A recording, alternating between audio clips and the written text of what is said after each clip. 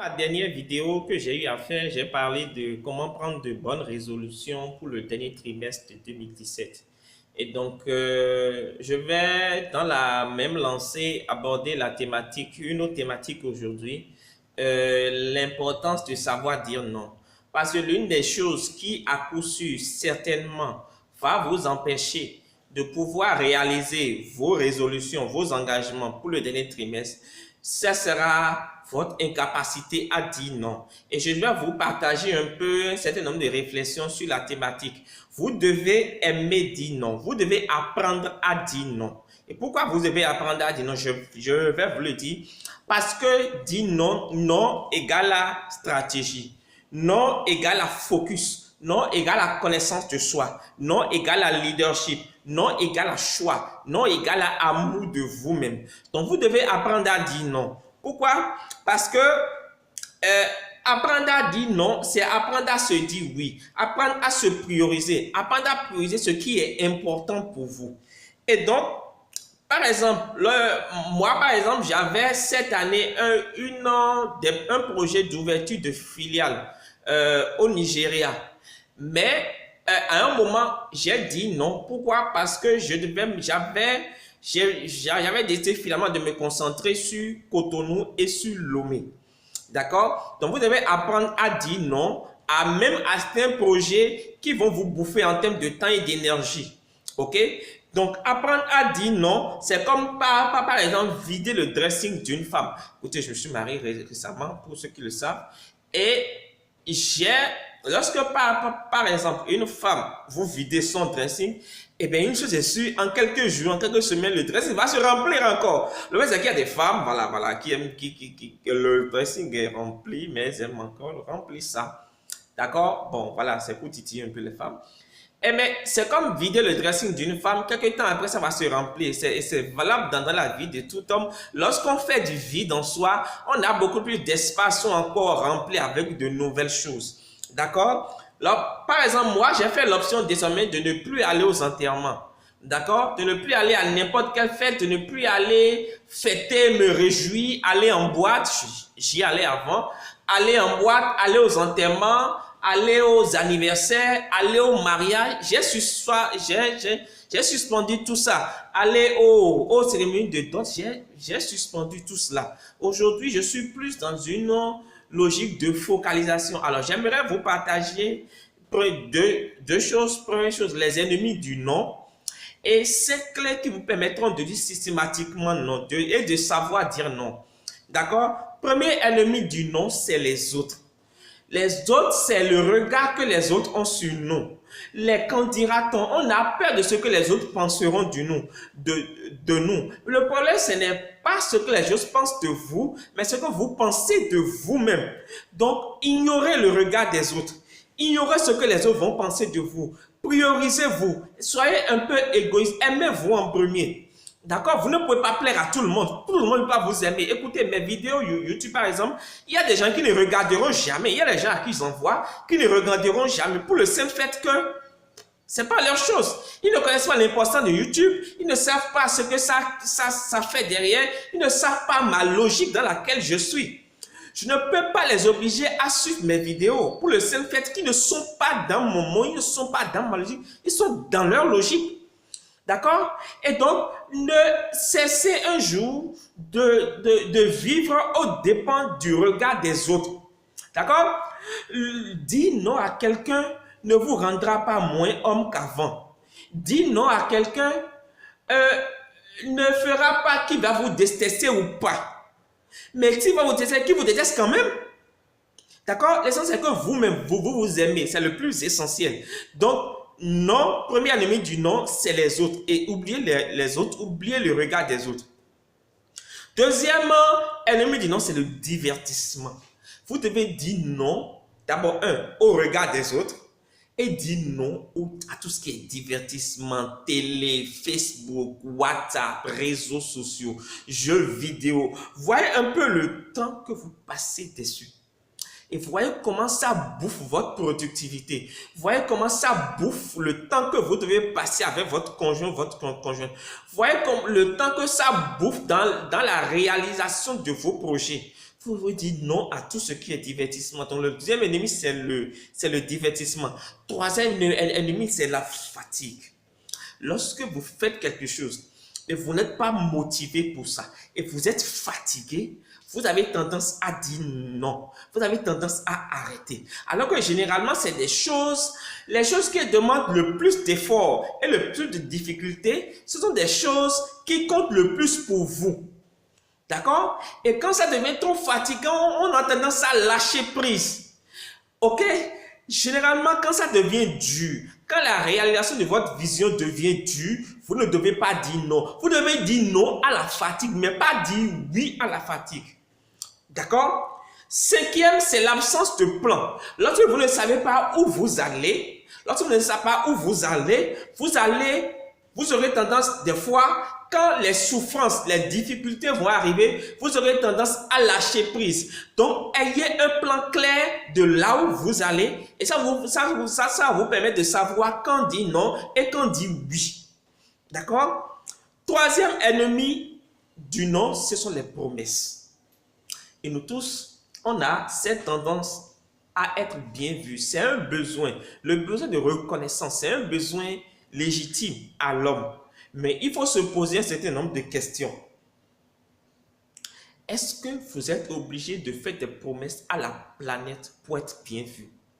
J'étais dans votre cas avant. Je faisais des promesses à tout vent. Je voulais être aimé de tout le monde. Je voulais que tout le monde ait une bonne impression de moi. Je voulais que tout le monde m'aime. Je voulais que tout le monde m'apprécie. Et je faisais des promesses. Généralement, même c'est des promesses que j'étais sûr de ne pas tenir. Mais sur le champ, je voulais faire plaisir. Généralement, c'est des promesses même où quand j'étais sûr de tenir, je n'étais pas sûr à 100%.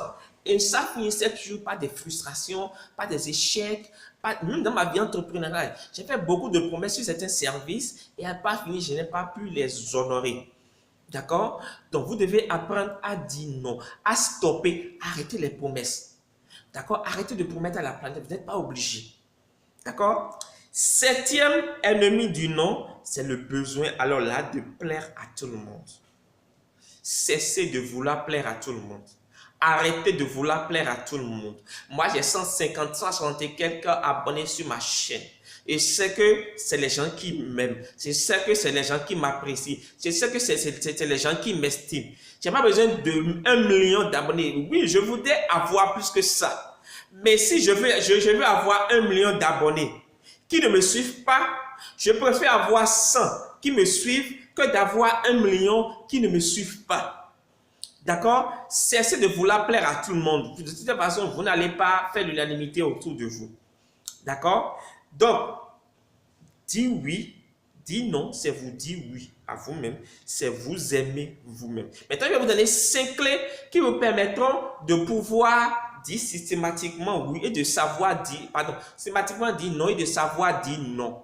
D'accord? Premièrement, définissez clairement ce que vous voulez. Première clé, définissez clairement ce que vous voulez. Il faut que vous puissiez avoir une idée claire de là où vous conduisez votre vie, de ce que vous voulez, des choix que vous voulez opérer, de qui vous êtes et de ce que vous voulez pour votre vie. Ce qui est bien pour vous dans tous les domaines, mariage, travail, vie spirituelle, vie financière, vie associative, ce que vous voulez, définissez ce que vous voulez clairement.